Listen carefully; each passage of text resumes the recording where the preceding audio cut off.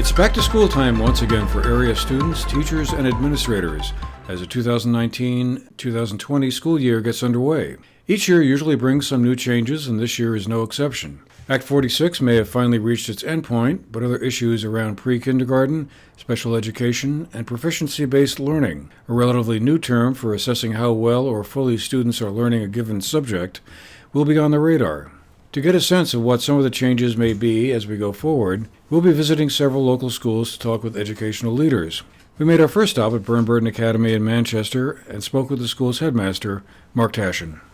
I think that before we dive into the new, it's really important to recognize that there's so much at this school that currently exists that is interesting and engaging for kids. So, it starts with the heart of our academic program, and we keep moving towards an academic program that is increasingly integrative in its thinking. So we want kids thinking across disciplines.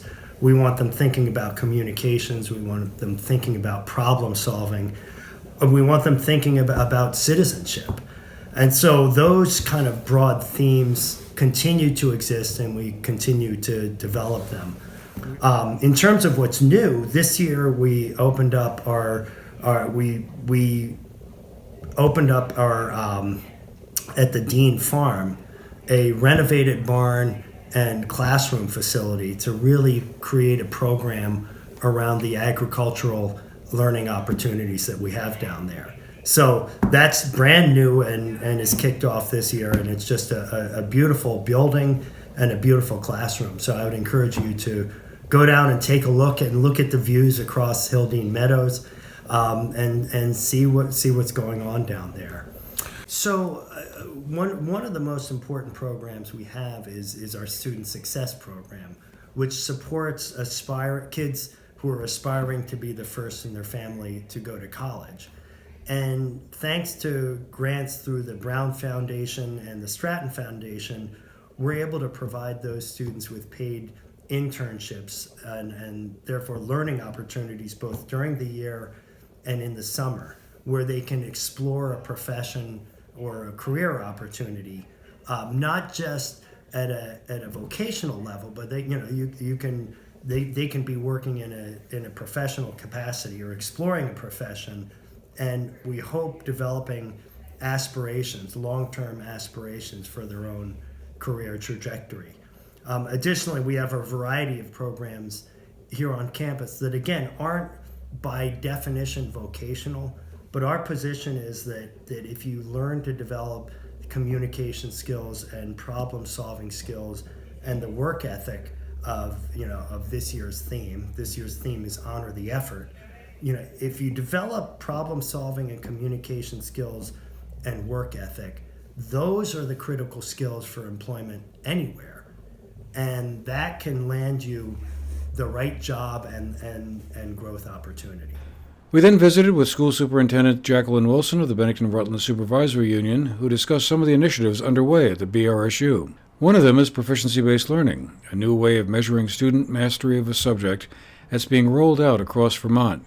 Proficiency-based learning refers to systems of instruction and assessment that are based on students demonstrating that they have learned the knowledge and skills they're expected to learn as they progress through school. Superintendent Wilson explains. Teaching is always challenging in this day and age, so that's just a given. And we are working hard to transform our system to more of a proficiency-based system. What does that mean? That means that we are identifying what we think the most important things are that a kid needs to know and be able to do by the time they leave our system. And how are we going to guarantee that happens for them?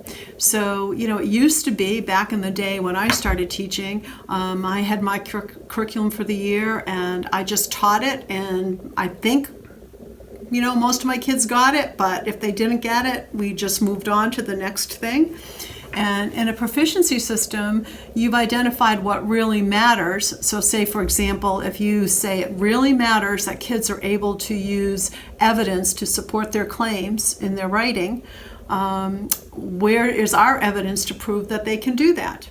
And we need to assess more regularly to see where our kids are. So that's just little formative assessments. And then we need to cater our instruction to meet the needs of those kids. And that could be vastly different in a classroom.